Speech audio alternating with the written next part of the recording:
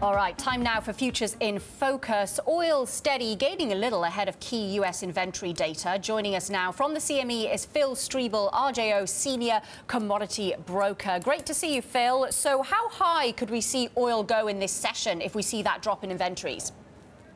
Yeah, if we see a big drop, like a 3.5 million barrel drop, as well as gasoline having about 1.5 million, 2 million, we could see that push through about $47.50. If we see that, well, the downward trend would significantly weaken that we've been in, and we could see a blowout back up to the $50 range. I think that the trend traders will most likely flip on their short position that they've had, weighed in by that large inventory that we've seen, that massive glut of about 25% above the 5-year average. So oil futures could push back up to $50, but I think that the brakes would start to be put on right around there. In the session, probably $1.50 will end up being the range. But I think truly we can get a bull party started back to the upside if we start to see that positive data come back out. And we're seeing oil sort of show these gains, despite the fact we're seeing a bit of a recovery in the dollar index after it hit an 11-month low yesterday. Still not hitting 95, though.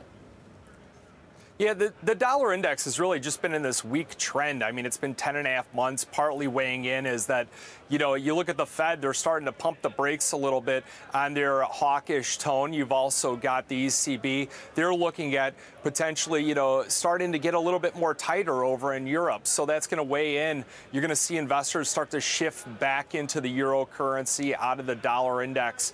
Also, the Republicans failing to pass that health care bill has really kind of dampen the U.S. term structure. So we're starting to see dollar index again sell off a bit, euro currency push up to the upside. Yeah, although we are seeing a bit of that dollar strength today. Phil, how much, when you weigh the U.S. politics versus the 10-year Treasury yield and what's happening with U.S. yields and prospects for that Fed rate rise or not at the end of this year, how are you weighing that up? Yeah, I think that we're probably still going to see that one interest rate hike. It will be towards the latter end of the year. The big focus, though, for traders and how it's going to impact a lot of markets like gold and silver really is that $4.5 trillion balance sheet that we've got.